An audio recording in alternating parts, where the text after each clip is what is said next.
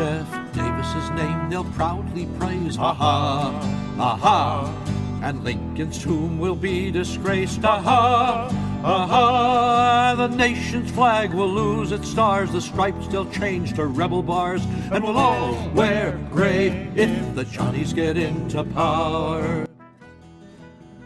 Welcome to the Abridged Presidential Histories with Kenny Ryan. Episode 20, James A. Garfield, the Accidental President. What would you do if I pointed a finger at you and said, you are now the 1880 Republican nominee for President of the United States? How would you react? Keep in mind what all this means. Half the newspapers in the country are going to be dragging your name through the mud. A veritable army of opposition research is going to turn over every stone you've ever stepped on to see what dirt lies beneath. Any privacy you've ever enjoyed is now gone. And there's no guarantee you win. Do you really want all of that? This is basically what happened to James Garfield at the 1880 Republican Presidential Convention. He's not a candidate. He's just there. And then they start voting for him. And when he yells, "Holy smokes, I don't want that," the convention basically says, you really don't have a say in the matter. The Republicans had found their man, and Garfield was going to have to overcome the Democrats, and then the corrupt and powerful boss of his own party, Roscoe Conkling, if he was going to have any hope of saving the American dream from a long rising tide of political corruption. James Garfield was born November 19th, 1831, in a one-room log cabin in rural Ohio. And from these humble beginnings, he will embark on one of the purest rags-to-riches stories you've ever heard. Garfield's father died protecting their cabin from a wildfire when young Garfield was still an infant. As he grew into a young man, his mother dreamed that he'd get an education and realize a better life. So, when Garfield turned 16, he totally did the opposite and ran off to be a riverboat sailor instead. I imagine his reasoning was something along the lines of, whatever, Mom. Now, I don't know what young Garfield thought he would find on this lark, but whatever it was, he did not find it. First off, when I say he became a riverboat sailor, even that sounds way more cool than what Garfield actually got into. Back in the mid-19th century, goods were often still moved around the country by a system of canals that crisscrossed the Midwest and Northeast. These canals were man-made with steep sides with mule paths at the top that mules would walk along to pull barges up and down the canals. The sailors' jobs were basically to motivate the mule and make sure the barges didn't hit anything. It was hot, sweaty, monotonous work, and there was nothing adventurous or fun about it. But Garfield gave it a try. Garfield caught on with a boat that was hauling iron and copper ore from western mines to eastern factories, so just about the dirtiest cargo you could find, and he quickly contracted malaria because the canals were infested with mosquitoes. By Garfield's own account, he fell into the canals 16 times, and he could not swim. So he nearly drowned on numerous occasions. After the 16th tumble, he decided he'd had enough. He went back home and committed himself to getting a good education. Moral of the story? Listen to your mother! But getting an education when you're a poor 19th century Ohioan was no easy feat. Garfield was so poor he could barely afford school. So when he enrolled at Western Reserve Eclectic Institute, which was basically a college prep school, he had to work as a janitor to pay his tuition. But he worked hard, applied himself, and discovered he had a brilliant mind. By year 2, the student janitor had been promoted to student professor, as in he is now teaching classes while sitting as a student in others. From this prep school, Garfield went on to college in Massachusetts, and when he graduated, he returned to Western Eclectic, where the school that once hired him as a janitor now hired him as its president. Garfield was 25 years old, but he was already becoming an inspirational figure in his community. Now, this is also around the time he married Lucretia Rudolph, a bright and talented young woman who he had initially met as a fellow student at Western Eclectic. It's said that of the two of them, Lucretia was the more talented public speaker, which is really saying something. Garfield was so renowned for his speaking that one of his nicknames was the Preacher President. Lucretia and Garfield would have 7 children together, 5 of whom would survive to adulthood. In 1859, Garfield's growing popularity led to his first foray into politics when a local state senator unexpectedly died and the community pressed Garfield to run for the open seat, which he won by a large margin. And here, Garfield's life might have continued, a happy school president and state senator beloved by his small town, if not for the arrival of the Civil War in 1861. When the Civil War broke out, Garfield was quick to join the Union ranks, where he was made a colonel and told to recruit a regiment. His mission? Repel a Confederate invasion of eastern Kentucky and secure the state for the Union. Garfield had spent the opening months of the war reading every strategy book he could get his hands on to prepare himself for this moment, and the challenge was a steep one. Garfield, who had about 1,500 men and no artillery, had been ordered to drive off 2,000 Confederates who did have artillery and who were led by a West Point graduate. So Garfield is outnumbered, outgunned, and facing a guy who graduated from the nation's premier military academy. Yikes! After reviewing maps of the terrain, Garfield decided boldness would carry the day. He did the thing that every general is taught never to do.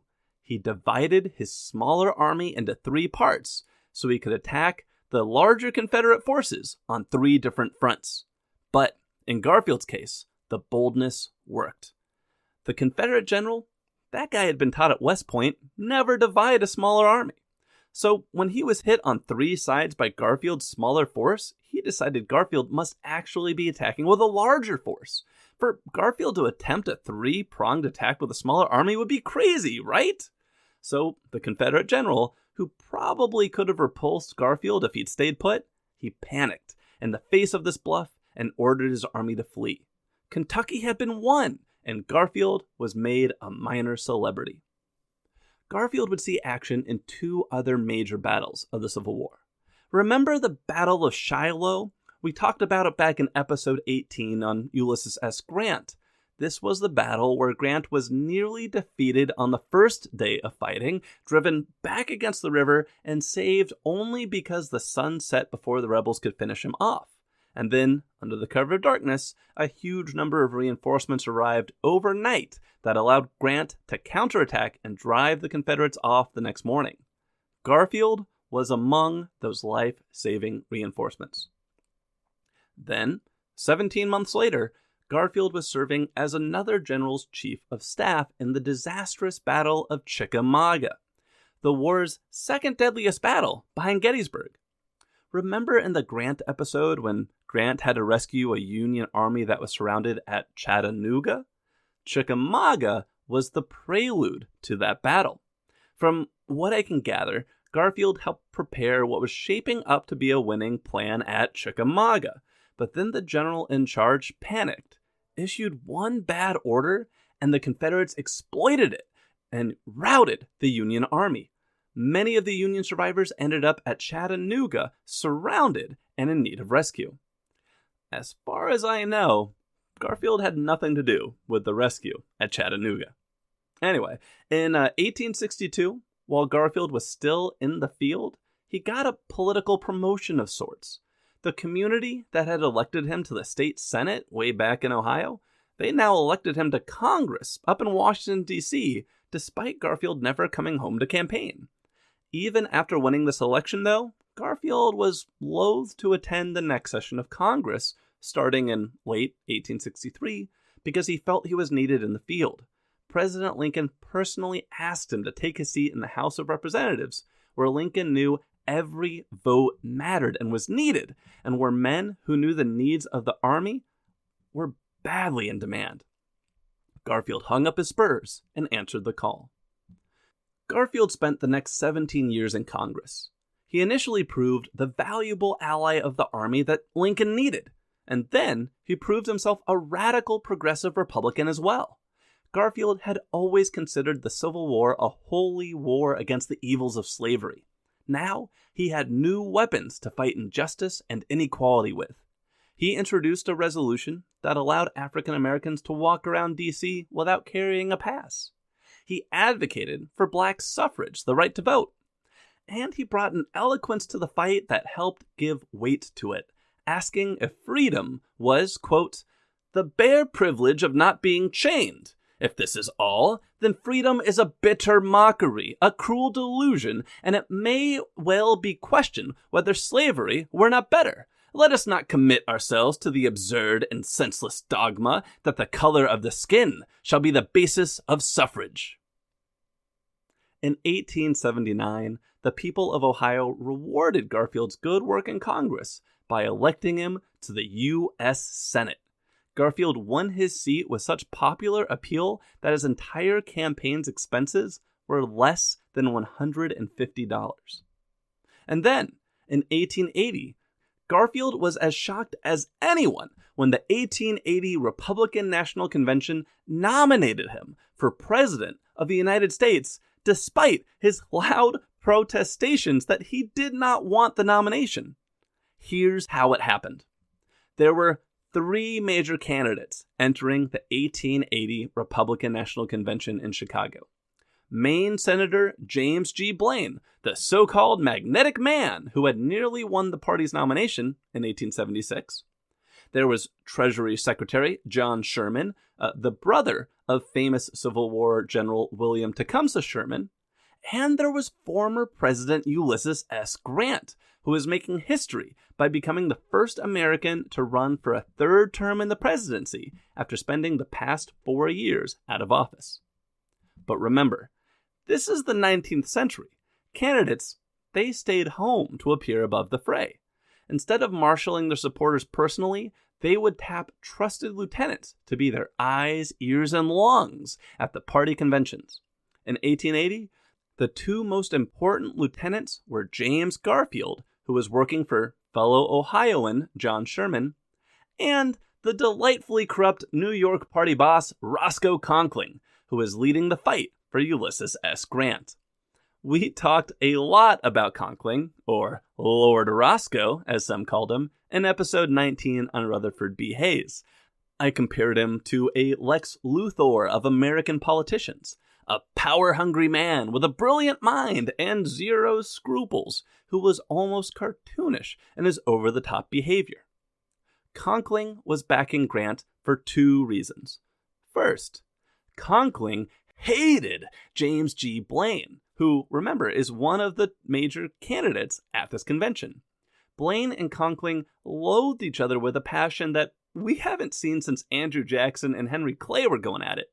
In the case of Blaine and Conkling, the spat started when they were both freshman congressmen, and Blaine gave a speech mocking Conkling's, quote, turkey gobbler strut.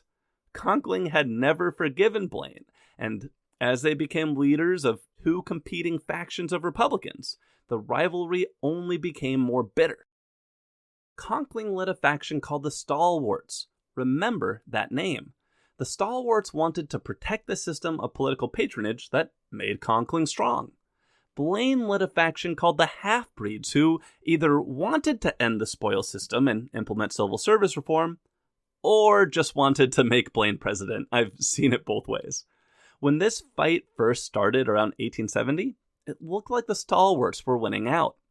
Conkling's big break, and the second reason he was backing Grant, came in the 1870s when Grant let Conkling appoint Stalwarts to run the New York Customs House, which collected something like 70 to 90% of the nation's customs revenue.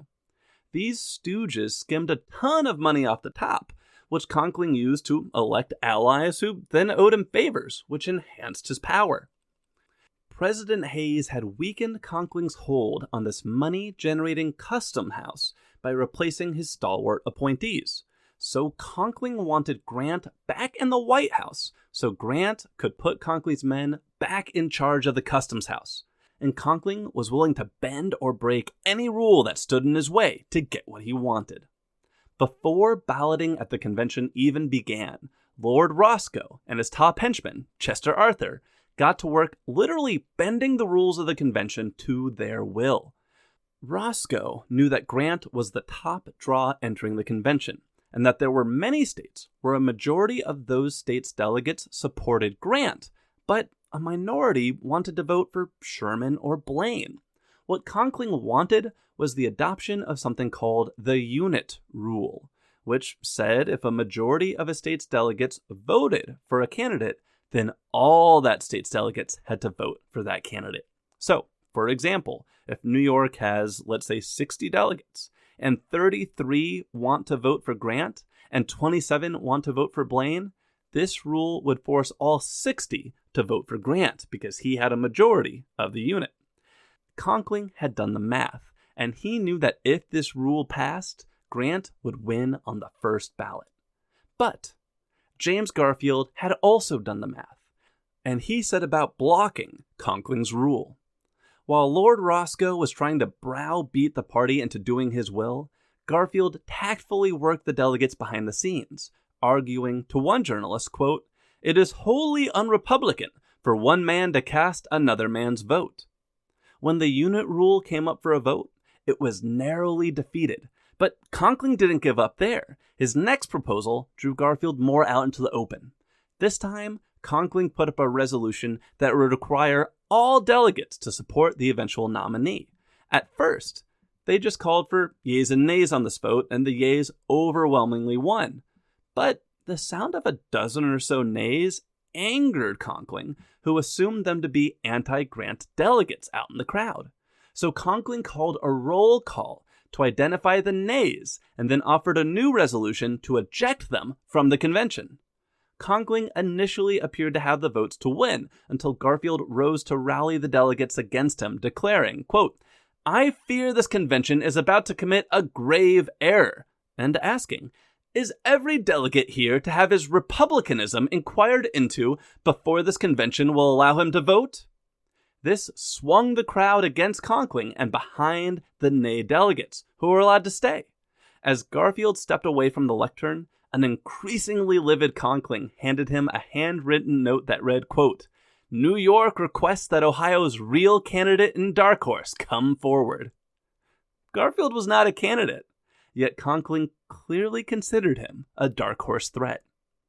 After the rules were settled in Garfield's favor, the main show could begin as each candidate was nominated by an ally on the convention floor. Lord Roscoe kicked things off when he leapt onto the press table and roared to the crowd, "When asked what state our nominee hails from, our sole reply shall be, 'He hails from Appomattox.'" And the crowd lost their friggin' minds. They knew who Conkling was referring to. He was talking about Grant, calling Grant a man who had been, quote, "never defeated in war or in peace." Conkling gave a ripping speech that attendees said would have won Grant the nomination on the spot if the first ballot had been held the moment Roscoe sat down. But that vote was not held when Roscoe sat down. Instead, another delegate stood up, James Garfield. And Garfield basically said, "Slow your roll." In a brilliant, off-the-cuff speech, Garfield argued that the convention should not let the passions of the moment cloud their minds. Garfield so elegantly and persuasively argued for the party to not get swept up by Conkling's rhetoric that midway through the speech, when he rhetorically asked, "What do we want?" meaning, insinuating John Sherman, one voice in the crowd yelled back, "We want Garfield," instead. And everyone cheered. And I can only imagine quite a few of them also went, "Huh." And then the balloting began. 379 votes were needed to win the nomination. On the first ballot, Grant led the field with 304, followed by 284 for Blaine and 93 for Sherman. And then a second ballot was taken, and then a third, and a fourth. And the results were basically the same every time. Grant in the lead, followed closely by Blaine, with Sherman a distant third. After 34 straight ballots of this over 2 days, the delegates were starting to get antsy, looking for any way to break the logjam.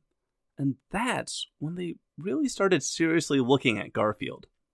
Garfield had actually been drawing votes since the second ballot. And when I say votes, I mean one vote. From ballots 2 through 33, a single Pennsylvania delegate kept voting for Garfield. And then, on the 34th ballot, 16 Wisconsin delegates inexplicably swung their votes his way, which kind of freaked him out. Garfield did not want the nomination. He was concerned it would anger party leaders like Blaine, Sherman, and Conkling if he leapfrogged them to get to the top job, what some might consider ahead of his turn. And then he would find governing impossible without their support, even if he did win. So he leapt to his feet to say, "No, I don't want it. You can't nominate a candidate against their consent." But Garfield's protests were dismissed by the convention chair, who said, "You're speaking out of order. Sit down and shut up." Then, on the 35th ballot, a total of 50 delegates voted for Garfield. After 34 ballots of deadlock, momentum was finally moving, and it was moving Garfield's way. As Blaine saw the nomination start to slip away from him, he was savvy enough to also see an opportunity. Garfield was a good friend. If he threw his support to Garfield, he might get a nice position in the cabinet, which was a damn sight better than getting nothing at all. There was also an element of revenge to be won by backing Garfield. If you remember, in the last episode on Hayes, Blaine had been the leading candidate at the 1876 convention until Lord Roscoe threw his support behind Rutherford B. Hayes to spite Blaine and spark the upset. Now, in 1880, Blaine could return the favor and spite Roscoe and sink Grant's candidacy by throwing his support behind Garfield in a mirror reflection of what had happened 4 years earlier, which is exactly what he did. On the 36th ballot, Blaine and Sherman's followers united behind Garfield and propelled him over the top with 399 delegates, beating the required number by 20. Garfield was shocked. As he sat there, surrounded by jubilantly celebrating delegates, he buried his face in his hands, barely able to say a word as the weight of what was ahead of him sank in. Now, Conkling begrudgingly voiced his support for Garfield to make the decision unanimous, but he wasn't fooling anyone. The 306 delegates who had supported Grant to the end represented nearly half of the party who would never accept Garfield's leadership. And there was a major question as to whether these Republicans would support Garfield for the presidency in the general election at all. Party leaders immediately saw what a threat this was, so they tried to mend fences with Conkling to win back his support for the general election by offering the vice presidency to Conkling's top lieutenant, Chester Arthur, who had been there helping Conkling keep delegates in line. Arthur said yes, and that's going to get interesting real quick once Senator Garfield becomes President-elect Garfield. But first, Garfield has to win the presidency.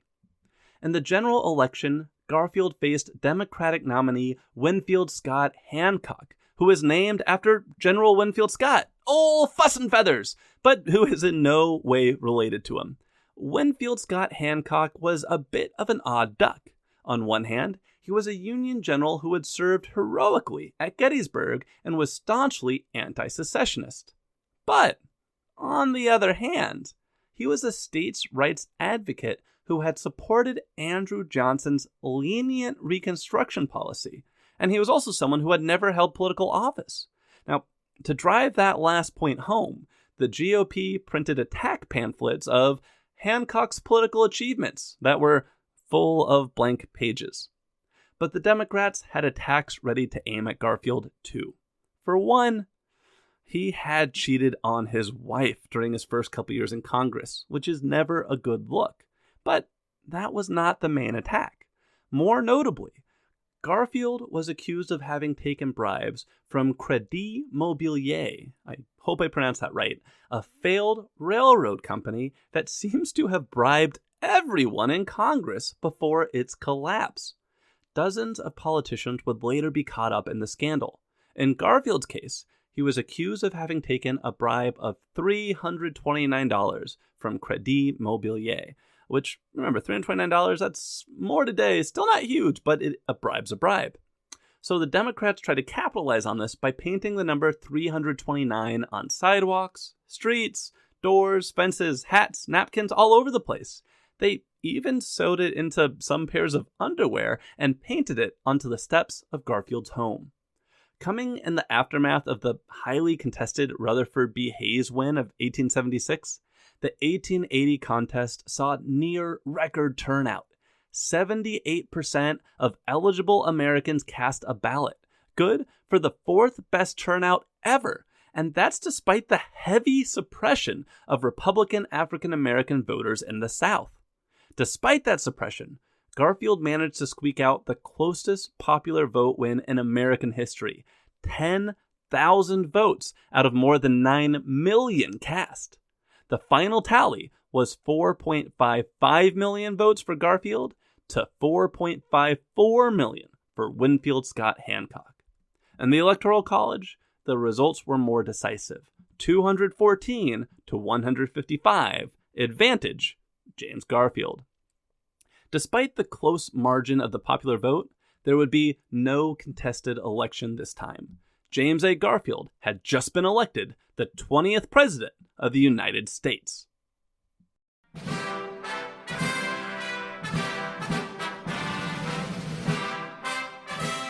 And so, on March 4th, 1881, James Garfield, the one-time janitor who had been born in a log cabin, helped lead the Union to victory, become a radical Republican congressman and senator, and who had been nominated against his will, was sworn in as the 20th President of the United States of America.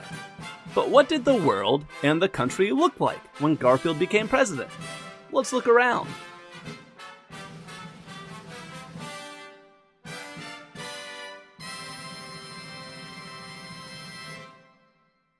Internationally, the recently created German Empire signed a defensive alliance with the Austro-Hungarian Empire in 1879, which I mention because that will be important when we get to World War I in about 35 years. Down south in South America, Chile went to war with Peru and Bolivia over some resource-rich coastal regions and seized them, as well as Bolivia's only port in the War of the Pacific. My Bolivian coworker is still talking smack about this war the other day, so this clearly left quite a mark. Domestically, the biggest book of the day was Ben-Hur, maybe you've heard of the movie, which had been published in 1880 and was written by a former Union general. Apparently, Garfield loved this book so much that he appointed the author ambassador to Constantinople in hope that it would inspire the guy to write another biblical epic. You know, the things you can do when you're president. 1880 was also the year Thomas Edison patented and revealed the first practical incandescent light bulb. So yay, we now have light to read Ben-Hur with. So cool things afoot, but overall not a bad hand to be dealt as president. Garfield had a window to launch his ambitious agenda, and he did not waste it, signaling in his inaugural address his dual goals of ending the spoil system in American politics and extending full rights to African Americans. Quote, "So far as my authority can lawfully extend, they shall enjoy the full and equal protection of the Constitution and the laws." The fight against the spoil system began immediately. Now, as far as Roscoe Conkling was concerned, Garfield owed him big time. No, Conkling hadn't really done anything to help Garfield win the White House. He hadn't campaigned for him, but he hadn't actively opposed him in the general election either. An election that was close enough that Conkling might have turned New York to the Democrats out of spite and changed the outcome of the race. And as Conkling saw it, there was a cost to be paid for him not shivving his party's nominee in the back. He wanted to name a stalwart as Treasury Secretary. Can you imagine how much corruption you could get away with the Treasury Department in your pocket? Garfield, of course, said no. He didn't owe Conkling anything, and he was not going to do it. So Conkling wrote him a note, quote, "I need hardly add that your administration cannot be more successful than I wish it to be," which is a friggin' bold letter. and might have been the tipping point that made Garfield realize the best way to deal with Conkling was to deal with Conkling. But politics is a delicate game, and vanquishing a fellow Republican without alienating half the party was going to be no easy feat. So Garfield turned to his Secretary of State, Conkling nemesis James G. Blaine, to come up with a strategy on what to do. Blaine wrote that the stalwarts, quote, must not be knocked down with bludgeons. They must have their throats cut with a feather, which is extra delightful when you remember one of Blaine's nicknames is the Plumed Knight. The plan Garfield and Blaine came up with was a simple one. Remember how Conkling had built his power by controlling the wildly lucrative New York Customs House? Well, a few weeks into Garfield's administration, Garfield nominated 5 Conkling allies to positions of middling or minor influence around the country to look like he was being friendly, and then he nominated one of Conkling's New York rivals to be collector of the Customs House. Conkling was livid. If he didn't control the Customs House, his money and influence machine would run dry. He immediately ordered Vice President Chester Arthur, who, remember, was a longtime toady of his, to go to the press. Arthur told a journalist, quote, Garfield has not been square, nor honorable, nor truthful with Conkling. And then Conkling tried to deploy other tricks to muck up his rival's nominations to the Customs House job. Procedural stuff, But none of it was working. Garfield was not budging. Why wasn't Garfield taking Conkling seriously? What would it take to show Garfield that Conkling was not a man to be trifled with? That's when Conkling got a crazy idea into his head. He would resign. Okay, I know. What kind of plan is that? Let me explain. Conkling thought that if he resigned, the New York State Senate would overwhelmingly re-elect him and send him back to D.C. more powerful than before because it would prove the state was behind him. That would show Garfield. Unfortunately for Conkling, it was a crap plan. The U.S. Senate and the nation may have been shocked when Conkling announced his abrupt resignation out of the blue one day, but that could have been nothing compared to the shock Conkling experienced when the New York State Senate declined to re-elect him. It turns out they were all sick of him too. He was a prick. And just like that, Roscoe Conkling's once promising political career was over, and his stalwart faction was crippled. And I find it deliciously ironic that it was Conkling's hubris that did him in. Meanwhile, in the White House, James Garfield and James Blaine probably looked at each other and were like, whoa, that was easy. With Conkling out of the picture, Garfield would have a much easier time ending the spoils system and then passing laws protecting the civil rights of the freedmen, just like he had promised in his inaugural address. This was fantastic. But, the first few months of Garfield's presidency, they'd been pretty stressful. And his wife, Lucretia, she was actually in New Jersey just then, recovering from a very serious illness. It might be wise to take a break, visit the wife, enjoy a vacation together, and then come back recharged to take on civil rights and civil service reform. When it came time for Garfield to catch his train out of town, he invited Blaine with him. As they made their way to the station and then out to the train platform, they became lost in their excited conversation about what they could achieve together now that the future appeared so bright. So consumed were they by this discussion that neither noticed when a man emerged from the restrooms behind him, drew a gun from his pocket, and aimed it at Garfield's back. "My God, what is this?" Garfield exclaimed as he fell to the floor. Blood was pouring from a pair of bullet wounds in his back and arm and rapidly spreading across the floor. As witnesses screamed, the assassin fled and a policeman grabbed him. As he was taken away, the assassin proclaimed, "I did it. I will go to jail for it. I am a stalwart, and Arthur will be president." Okay, what the hell just happened? First off, Garfield, he's not dead, but it doesn't look good. We will come back to him in a moment. Before I do, let's talk quickly about the man who shot him, because, as it turns out, they had met before. The assassin was a man named Charles Guiteau, and in short, Guiteau was a con man who had been run out of every town he'd ever lived in after his ingratiating act wore off. He was also almost certainly insane. During the election, he had showed up at the GOP headquarters in New York where he met Chester Arthur and asked to give a speech on Garfield's behalf. Arthur said sure, no harm in that, and sent him to an address where Guiteau delivered an entirely unremarkable speech. And that was his entire contribution to the campaign. Yet, entirely because of that one little speech, Guiteau felt Garfield could not have won the general election without him. And Garfield now owed him the consulship to Vienna or Paris now that he was in office.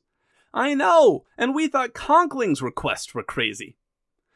Guiteau repeatedly showed up at the White House and State Department asking for his consulship, and he actually got to meet Blaine and Garfield because, back then, the president and department heads spent a crazy amount of their time just meeting with office seekers and deciding whether or not to give them jobs. In Guiteau's case, Blaine and Garfield each tried to politely turn him away every time he came calling. As Guiteau began to realize that maybe the consulship wasn't in the cards, he was struck by a thought he later swore had been put there by God. Quote, "If the president was out of the way, everything would be better." In other words, God wanted Guiteau to assassinate James Garfield.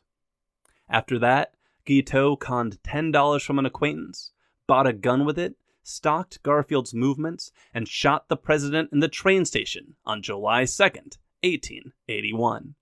As he was whisked to jail, Guiteau was confident he would soon be recognized and celebrated as a national hero for saving the country from that horrible Garfield. Guiteau had done God's will. Garfield would die, Arthur would be sworn in, and then Arthur would free Guiteau and make him consul to Paris. True, he had never talked to Arthur or anyone else about his plan, but it was divine providence. Guiteau was certain it would be so.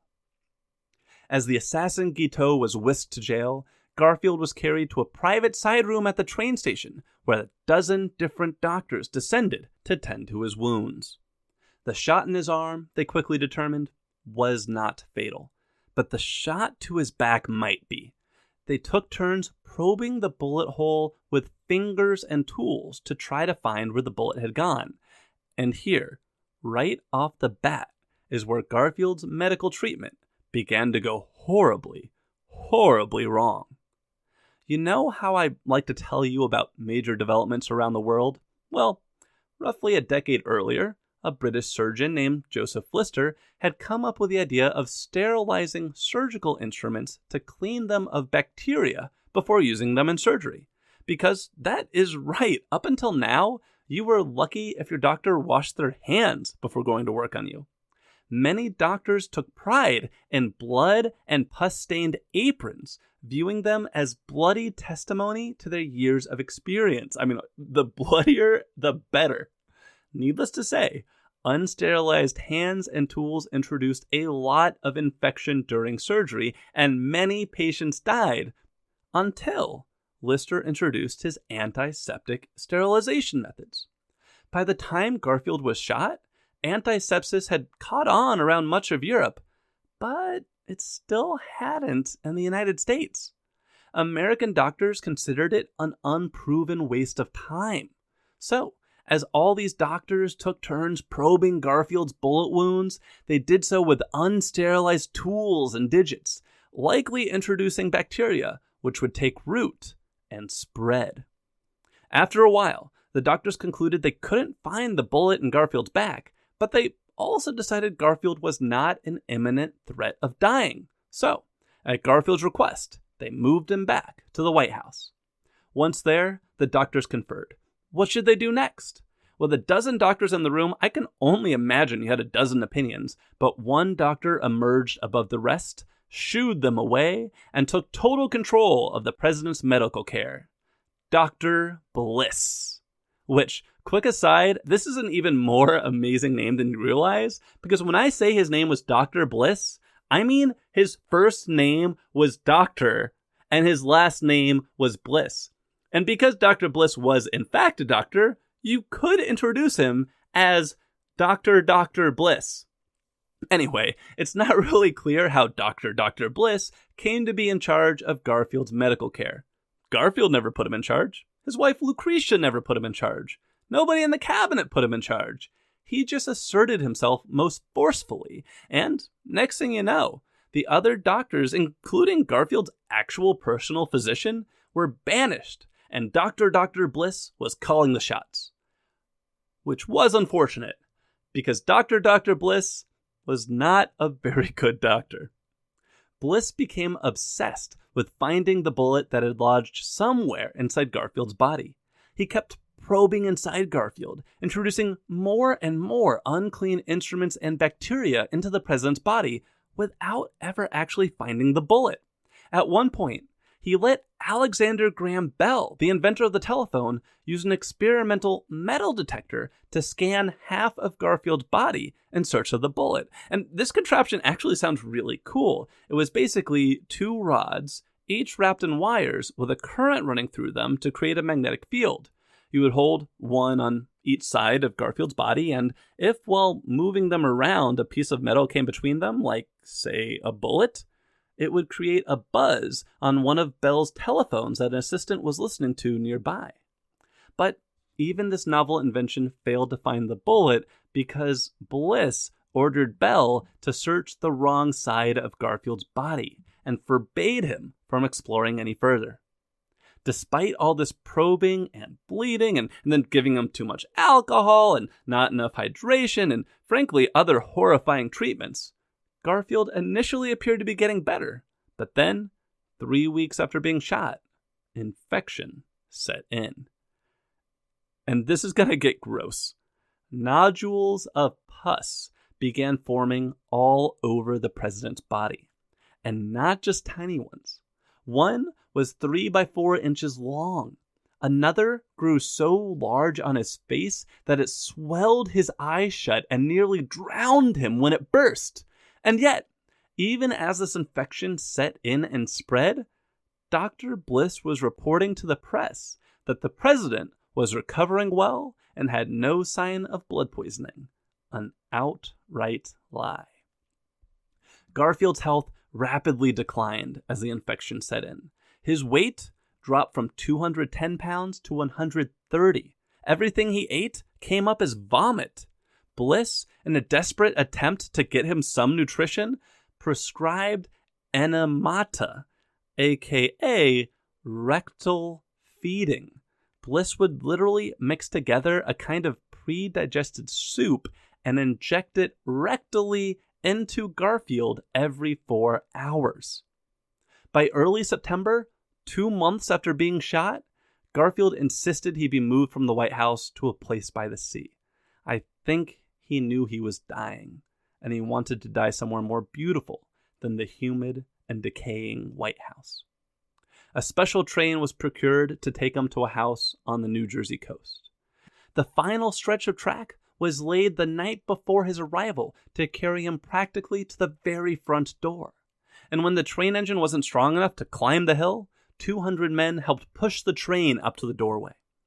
Garfield spent his final days lying in this house and looking out the window with his wife and close friends by his bed.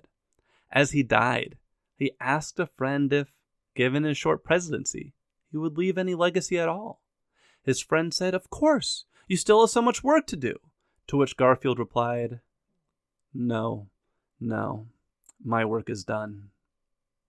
Garfield died the following day, September 19th, 1881, at 10:30 p.m. He was 49 years old.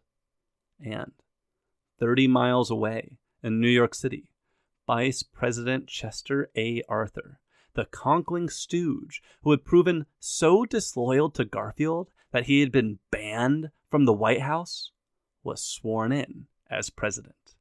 And his benefactor, former Senator Roscoe Conkling, realized he might be out of office, but with his man in the presidency, he didn't have to remain out of power for long. We will get into all of that in our future episode on the life and presidency of Chester A. Arthur. So, how had the nation and the world changed during Garfield's presidency?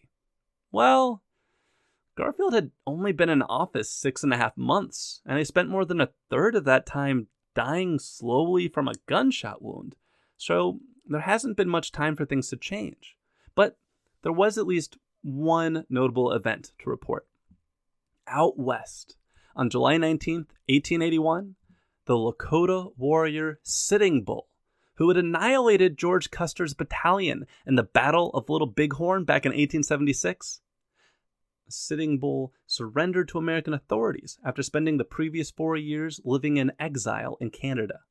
Sitting Bull would go on to perform in Buffalo Bill's Wild West show in the 1880s, and then be shot dead by an Indian agent in 1890. And that's about all I have to report. After Garfield's death, his assassin, Charles Guiteau, was put on trial and found guilty of murder. The closest he came to mounting a defense was to say, quote, "The doctors killed Garfield. I just shot him." Guiteau was hung 2 days shy of the 1-year anniversary of his shooting of James Garfield. As for Dr. Bliss, when the rest of the medical community saw his treatment of Garfield and what he'd done, they were kind of horrified. This was a wound Garfield probably did not have to die from, but Bliss's obsession with finding the bullet and his ignorance of European antiseptic methods had led to a treatment plan that did far more harm than good. As the popular quip went at the time, ignorance is bliss. Now, if you're looking for a few things to remember Garfield for, I think I'd recommend these 3. He was nominated against his wishes at the 1880 Republican Convention. He outfoxed Lord Roscoe once in office. And he was shot by a deranged office seeker and killed by medical malpractice. Listen to the doctors sometimes, and not the kooky ones. So, what can we learn from the life and administration of James Garfield? I think the first lesson is, when your mom tells you to study hard and not run off to become a river barge sailor, maybe give her a listen. The second lesson is, cool heads often prevail. Look at Garfield's fight with Roscoe Conkling. Conkling was arrogant, angry, taking wild swings, like trying to scare away Garfield's cabinet nominees and having Arthur dump on the president in the press. But Garfield didn't respond in kind. Instead, he kept his cool, thought carefully, and identified a move he knew he could make, one that was well within his power, and one that was guaranteed to get to Conkling. This prompted Lord Roscoe to resign his seat in a hasty and ill-thought gambit that ended his senatorial career. So, when the pressure's on, stay calm, don't act rashly, and let your opponent make the mistakes. Before I hit play on my usual end-of-episode music, I wanted to call out a podcast I've been listening to lately, Obscure History. It's a great place to learn about the stuff that you don't know you want to know. As a former sports journalist, I was fascinated by the recent episode about U.S. soldiers playing football near the front lines of World War II. Did you know U.S. soldiers cleared a field of radiated rubble to play a game of football in the ruins of bomb-struck Nagasaki? Yikes! Anyway, if you want to learn crazy factoids like that, give Obscure History a listen. Thank you for listening to today's episode of Abridged Presidential Histories. If you enjoyed it, please subscribe and leave a 5-star review on your podcast listening platform of choice. You can also follow the show on Facebook at Abridged Presidential Histories or on Twitter at APH Podcast. If you'd like to support the show, you can look it up on Patreon or go directly to www.patreon.com/abridgedpresidentialhistories. This helps me buy books to pay and host the show, and thank you so much to everyone who has contributed so far. The music in today's podcast is a public domain recording of the United States Army Old Gar Fife and Drum Corps. The intro music was a recording of Isaac Brand from Smithsonian Folkway Records. The primary biography for today's episode was Destiny of the Republic by Candace Millard. In our next episode, I'll talk to Todd Arrington, a historian and site manager for the Garfield National Historic Site in Mentor, Ohio, and author of The Last Lincoln Republican, the Presidential Election of 1880, about why Arrington considers Garfield the last Lincoln Republican, and how the Republican Party and the country were changing in the closing decades of the 19th century. That's next time on Abridged Presidential Histories.